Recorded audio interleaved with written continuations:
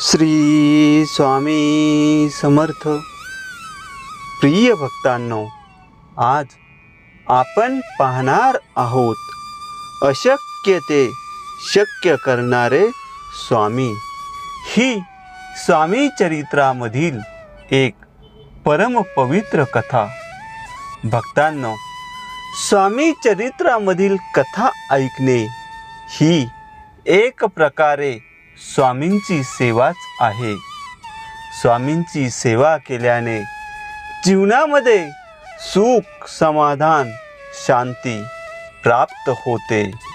याचा लाखो लोकांना अनुभव आलेला आहे आणि येतही आहे. स्वामींचे या जगामध्ये लाखो भक्त आहेत. अशा या परम पवित्र कथेला सुरुवात करण्यापूर्वी कमेंटमध्ये श्री स्वामी समर्थ असे लिहून स्वामींचे आशीर्वाद मिळवूयात. श्री स्वामी समर्थ.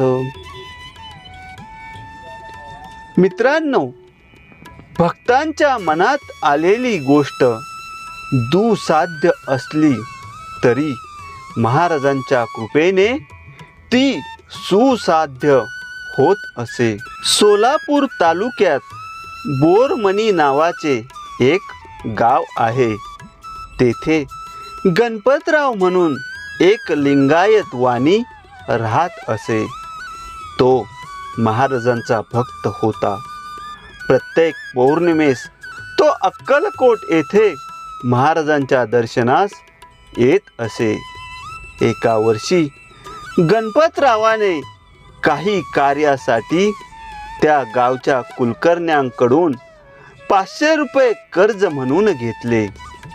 त्याच्या बदली आपले शेत 5 वर्षांसाठी कुलकर्ण्यांकडे ताबे गहाण लिहून दिले. पुढील वर्षी पाऊस उत्तम पडल्यामुळे गणपतरावांच्या शेतात उत्तम पीक होऊन त्यातून कुलकर्णी यांच्या 500 रुपयांची फेड एका वर्षातील पिकानेच झाली. त्याच्या मनात आले, काही जास्त रक्कम देऊन आपले शेत सोडवून घ्यावे. परंतु लिखाण केले असल्याने कुलकर्णी तसे करणे शक्य नव्हते. त्यामुळे गणपतरावांचे मन अस्वस्थ होते. त्यानंतर एका पौर्णिमेस ते अक्कलकोट येथे दर्शनास गेले असताना त्यांच्या मनात हेच विचार घोळत होते. महाराजांचे दर्शन घेऊन ते हात जोडून त्यांच्या पुढे उभे होते. तेव्हा महाराजांनी त्याच्या मनातील विचार जाणले होते. तेथे टपाल घेऊन शिपाई पत्रे वाटण्यास आला होता. त्यास गणपतरावांच्या हातात एक लखोटा देण्यास महाराजांनी आज्ञा केली. महाराजांच्या आज्ञेप्रमाणे त्याने एक पत्र गणपतरावांना दिले.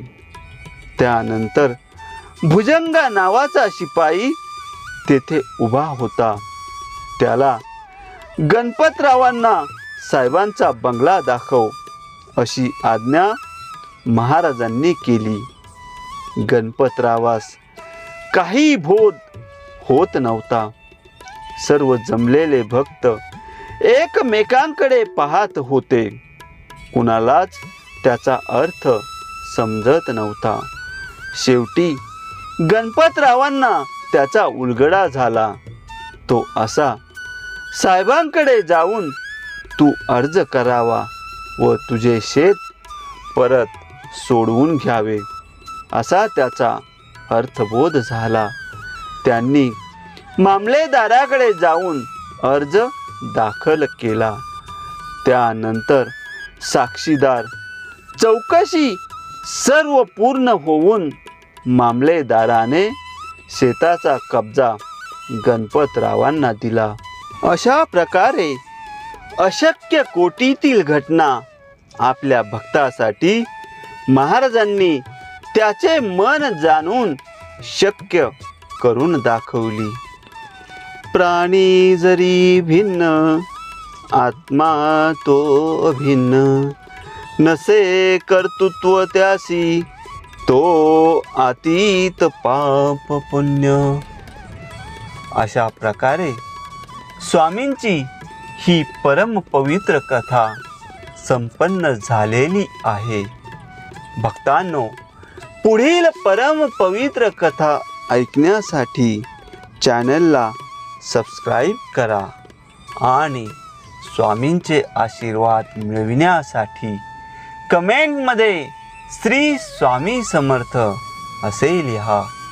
श्री स्वामी समर्थ.